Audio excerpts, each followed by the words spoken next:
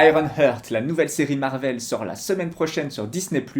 pour clore la phase 5 du MCU et ouvrir sur la prochaine centrée sur Doctor Doom. On pourra y suivre Riri Williams, héritière spirituelle de Iron Man, et cela me réjouit parce que c'est un personnage féminin et racisé qui porte le projet, ce que Disney n'a vraisemblablement pas vraiment envie de reproduire dans la prochaine phase du MCU. Si vous n'êtes pas au courant, certains, Donald Trump est redevenu président des États-Unis et s'active à limiter toute représentation des diversités, aussi bien dans la recherche que dans les médias, que partout en fait. Et si Marvel a plutôt une posture inverse dans son ADN, le MCU, lui, risque de profiter de l'échec commercial de The Marvels, bien que tous ces autres films portés par des personnages féminins et ou racisés ont été rentables, pour faire machine arrière et s'éviter les foudres de Trump, voire même, en dehors du gonze, pour s'aligner à la fascisation globale du monde, on va pas se mentir. Alors bien sûr, il est encore trop tôt pour l'affirmer, on ne sait pas encore quels super vont être au centre de l'action dans Doomsday ou Secret Wars. Ça pourrait très bien être Sam Wilson ou justement Riri Williams qui porteront la lutte contre Doctor Doom.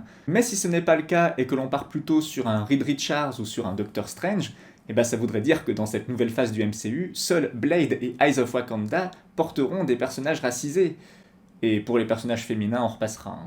On peut espérer que ce soit passager et se résoudre que de toute façon il ne faut pas attendre d'une entreprise comme Disney de nager à contre-courant, mais je trouve quand même cela dommage face au succès populaire et au box-office de certaines de leurs dernières grandes œuvres ambitieuses.